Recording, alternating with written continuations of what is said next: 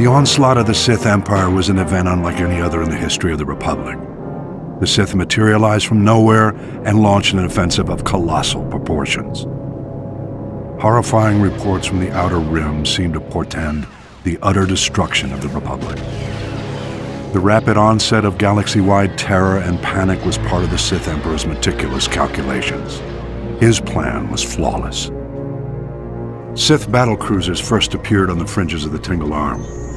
Unaware of the ship's origins, we dispatched a diplomatic convoy with a small starfighter escort.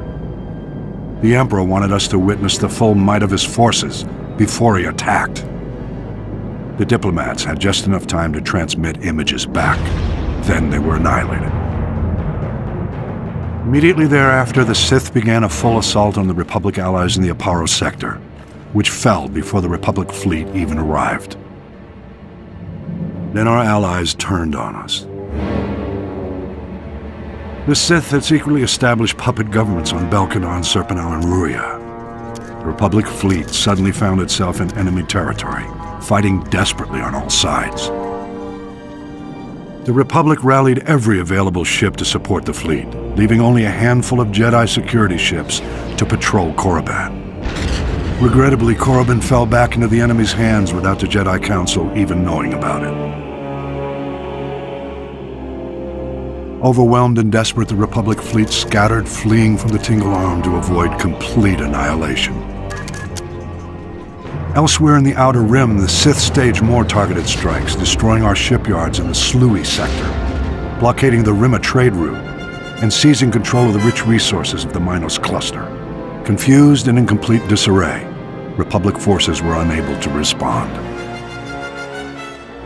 Republic leaders and members of the Jedi Council arranged an emergency meeting in the Senate to prioritize the galaxy's defense.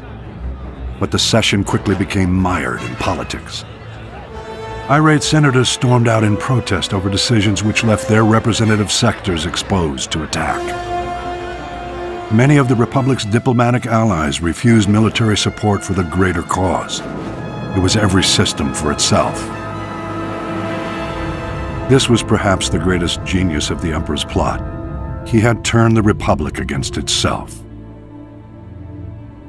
While the Republic played politics, the Emperor used the time to reconfigure his forces for the long push into the galactic core.